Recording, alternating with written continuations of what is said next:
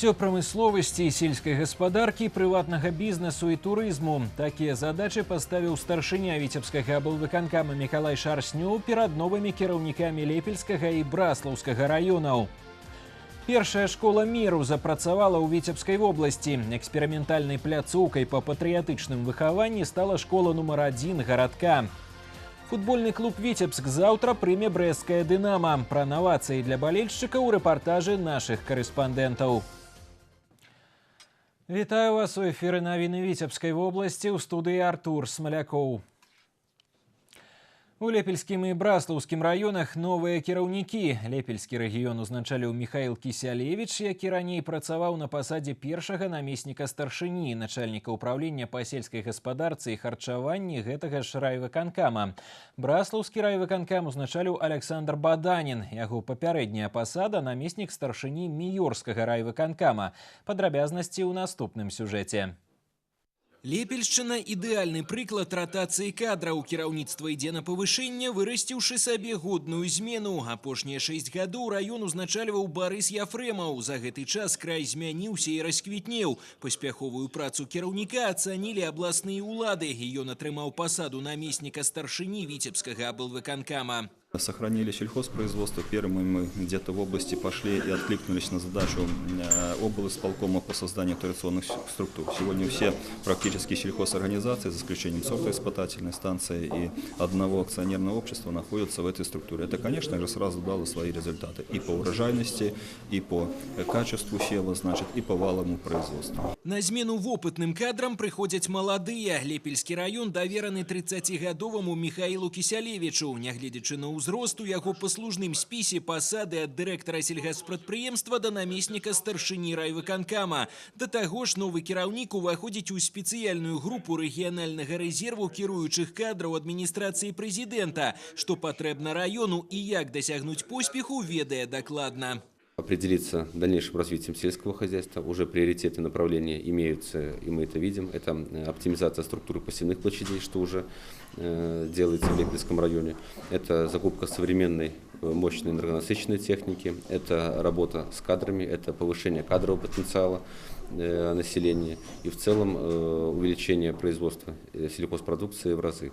Что касаемо других направлений, это привлечение инвестиций, работа с инновационными направлениями. Также необходимо не забывать и социальную сферу. Кіраўнік вобласці Мікалай Шарснёў уручае Міхаілу Кісялевічу службовае пасведчанне і ставіць перад ім сур'ёзныя задачы. Трэба вывести на новы ўзровень прамысловасць, сельскую гаспадарку і прыватны бізнес Лепельскага района. Вы отработали на сортоиспытательной станции.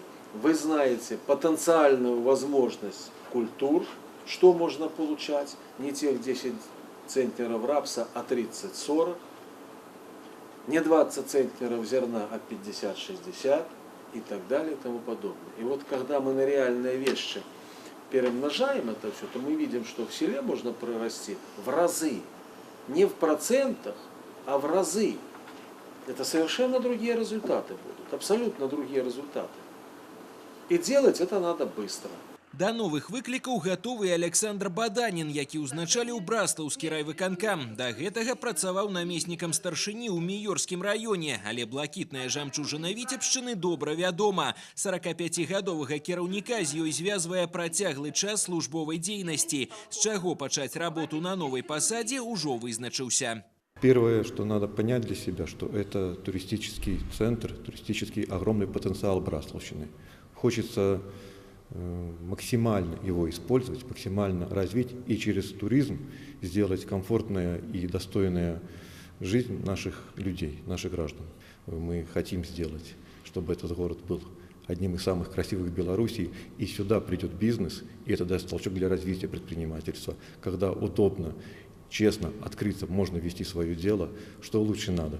Зрабіць Браслаў турыстычным цэнтрам краіны, развіваць прадпрымальніцтва і стварыць тут спрыяльную інфраструктуру, каб людзі заставаліся на малой радзіме. Мікалай Шарснёў ставіць задачы перад новым кіраўніком раёна і адзначае, што Віцебскую вобласць штогод пакідае да 7 тысяч насельніцтва. Лічбу велічынёй з раённы цэнтр трэба памяншаць. Они должны учиться, понимая, что эта профессия пригодится здесь, на месте, где родился, где вырос, и он будет полезен, и он должен вернуться сюда и сказать, что это лучшее место, меня здесь все устраивает. А для этого в регионе необходимо иметь детсад, школу, музыкальную школу, спортзал, условия для развлечений, для жизни, для образования. Яшчэ одна важная задача – падрыхтаваць раён да дажынак 2019. Менавіта з фестывалю працаўнікоў вёскі павінен пачацца адлік новай гісторыі Браслава. Мікалай Шарснёў пажадаў курортнаму краю прырастаць ва ўсіх паказчыках, а новаму кіраўніку паспяховай і плённай працы. Артур Смоляков, Александр Петровецкий. Навіны Лепель, Браслаў. Час маладых. Новы кіраўнік Лепельскага района Михаил Кисялевич – самы малады старшыня райвыканкама ў Беларусі. Ён уваходзіць у спецыяльны кадравы рэестр, сфарміраваны сёлета адміністрацыяй прэзідэнта Рэспублікі Беларусь. У спісе маладыя перспектыўныя кіраўнікі з кожнага рэгіёну краіны. Усяго 72 чалавекі ва ўзросце да 40 гадоў. Іх выбралі больш чым з 200 прэтэндэнтаў. В каждом регионе мы от губернаторов запросили информацию, чтобы нам представили кандидатуры руководителей отделов, управлений или заместителей председателей райгорисполкомов наиболее перспективных, молодых, которые уже себя зарекомендовали в своей работе. Исходя из этого мы сформировали такой кадровый реестр. Специальный, как мы его назвали. У нас в этот реестр попало более 200 человек. Затем мы провели собеседование, тестирование, их осталось 72. И вот сейчас мы активно работаем с этими молодыми людьми, которые включены в этот специальный резерв. Это и наставничество тогда, когда они закреплены за более опытными руководителями или госслужащими, руководителями предприятий, местных органов власти. Это и семинары, и встречи. Подбор и расстановку кадраў кіраўнік адміністрацыі прэзідэнта Наталья Качанова называе найбольш важным пытаннем на сёння. Кіраўнікоў неабходна расціць на месцах.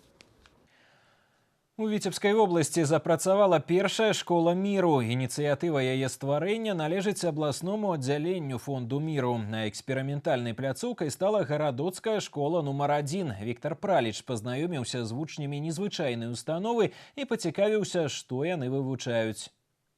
Народный музей боевой славы школы номер 1 городка. У мінулым годзе тут аднавілі выставачныя стэнды, папоўнілі гістарычную экспазіцыю. У новой зале знайшлі месца экспанаты, звязаныя з героямі-землякамі, якія ваявалі на вялікай айчынай і выконвалі інтэрнацыянальны доўг у Афганістане. Цяпер дзверы музея будуць адкрывацца часцей. Экспанаты вайны стануць інтэрактыўнай пляцоўкай школы міру. Это война, которая непосредственно затронула, которая принесла такую трагедию, такой, ну, скажем, такой тяжелые потери, и что мы должны всеми силами бороться, чтобы никогда этого не повторилось. И наш музей «Школа мира» будет делать все, чтобы продолжить вот работу за мир против войны. Гэтыя 20 хлопцаў і дзяўчат у белаблакітнай форме вучні першай школы міру. Аднак тут іх называюць юнымі пасланнікамі міру. Іх дзейнасць будзе накіравана на 5 аспектаў: народная дыпламатыя, памяць, клопат и милосердность, мир праз культуру и юный миротворец. Мы планируем проводить различные акции,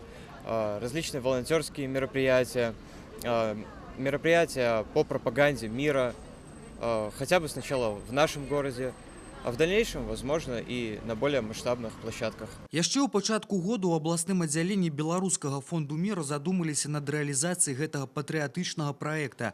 Ідэю падхапіла і дапамагла ўвасобіць у жыццё і мясцовая ўлада. А эксперыментальнай пляцоўкай выбрана гарадоцкая першая школа, але атрымаць падобны статус жадаюць ужо ў глыбокім Міёрах, Шаркаўшчыне. Наверное, это неправильно, что Витебская область, которая так много пострадала в Великой Отечественной войне, не имеет вот такого направления деятельности, как «Школа мира». «Школа мира» – проект, который содействует развитию, воспитанию детей на принципах гуманизма, бескорыстия, милосердия, умения общаться друг с другом, выстраивать дипломатические отношения, принимать решения обдуманно. И поэтому это как основная цель воспитания наших ребят. Масштабный проект по патриотическому воспитанию молодежи, который будет охватывать не только молодежь сегодня первой школы, второй школы. Вы знаете, сегодня здесь еще шумилинцы присутствуют, и поселок Деденево Московской области. То есть вот такой вот масштабный, будем так говорить, даже проект, который получает уже международное значение. Сімвалічна, што школа міру пачынае сваю дзейнасць у год, калі Віцебшчына адзначае юбілейныя даты вызвалення ад нямецка-фашысцкіх захопнікаў. Гарадоччына адна з першых, якая 75 год таму пачала жыць пад мірным небам. Цяпер пад гэтым небам працуе школа міру. Віктор Праліч, Александр Петровецкі. Навіны гарадок. Віцебск жыве і дыхае футболам. Непадробны ажыятаж у балельшчыкаў выклікае суботні паядынак чэмпіянату краіны, у якім сустрэнуцца Віцебск і брэсцкая «Дынама». У касах стадыёна ўжо набыты 600 білетаў на матч, чаго раней ніколі не здаралася. Як беласінія рыхтуюцца да дамашняга супрацьстаяння, у рэпартажы Сергея Мисурагіна. Мало хто мог сабе ўявіць на пачатку чэмпіянату, што пасля 21 тура падапечныя Сергея Ясінскага так высока ўздымуцца ў турнірнай табліцы. Віцебляне ідуць на другім месцы, на 7 ачкоў адстаючы ад БАТЭ і на 2 ачкі апярэджваючы шахцёр і мінская «Дынама». Прапарцыянальна выніку запаўняюцца і трыбуны віцебскага ЦСКА. Апошнюю гульню са смалявічамі наведалі 4500 чалавек. Тут і ўзнікла праблема з маруднай рэалізацыяй білетаў. Кіраўніцтва клуба зрабіла адпаведныя высновы і абяцае на матч з брэсцкім «Дынама», что подобных коллизий больше не сдарится. Кассы начнут работать с 12 часов дня, с 4 часов дня будет работать 2 кассы, и с 5 будут работать все 4 кассы. Мы надеемся, что по приобретению билетов вопросов не возникнет. Также достигнута договоренность с работниками милиции, что допуск на стадион будет осуществляться с 2 точек, со стороны касс и со стороны Людникова. Каб падаграць інтарэс да будучага супрацьстаяння, адна з букмекерскіх кампаній зняла промо-ролик з гараджанамі і футбалістамі, якія запрашаюць у суботу запоўніць трыбуны віцебскага ЦСКА. Відэа хутка набірае лайкі на ютубе і сайце клуба. Але ажыятаж вакол каманды ў прэсе, інтэрнэце і тэлебачанні не адцягвае ўвагу настаўніка віцеблян Сергея Ясінскага ад падрыхтоўкі да важнай сустрэчы. Трэнеру трэба паламаць галаву над тым, кім замяніць Бруно Фурлана, які атрымаў дыскваліфікацыю на 4 паядынкі. Якую схему выбраць, каб мець магчымасць узмацніць гульню па ходзе паядынка. Решаем конкретные задачи здесь и сейчас, приложение к данной конкретной игре. Могу сказать, что легко нам не будет, очень сложно. Да и вообще этот чемпионат легким не назовешь, потому что все команды бьются за каждое очко, очень сложно. Но а Брест очень хорошо укомплектованная команда. Нагадаю, што ў першым крузе брэсцкая «Дынама» стала адной з 2 каманд, якой атрымалася перамагчы Віцебск. Гэта дадаткова стымулюе гаспадароў, каб узяць упэўнены рэванш. У суботу 22 верасня матч на поле цэнтральнага спартыўнага комплексу пачнецца ў 18 гадзін. Сергей Мисурагін, Олег Чарняк. Навіны Віцебск. 22 верасня ў суботу ў Беларусі пройдзе акцыя «Дзень без аўтамабіля». Яе мэтай з'яўляецца прыцягнуць увагу грамадскасці да пытанняў забруджвання атмасферы шкоднымі рэчывамі ад транспарту. Міністэрства ўнутраных спраў заклікае жыхароў адмовіцца ад паездак на асабістых і службовых аўтамабілях. У Віцебску пройдуць урокі бяспекі, лекцыя аб правілах паводзін на дарозе, конкурсы на лепшае ваджэнне веласіпеда, будуць арганізоўвацца калектыўныя прагулкі пешшу. І на гэтым выпуск навін завершаны. Я з вами развітваюся. Да сустрэчы.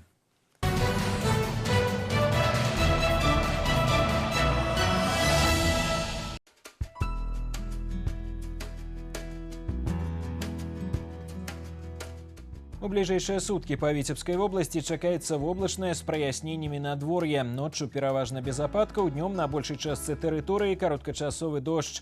Ветер паўднёвы з пераходам на заходні 6-11 метров за секунду. Тэмпература паветра ноччу плюс 11-16, днём плюс 15, плюс 20, па ўсходзе до 22 цяпла. У Витебску таксама воблачнае з праясненнямі надвор'е, днём часам дождж, ветер паўднёвы з пераходам на заходні 6-11 метров за секунду. Температура паветра ночью плюс 12-14, днем плюс 19, плюс 21.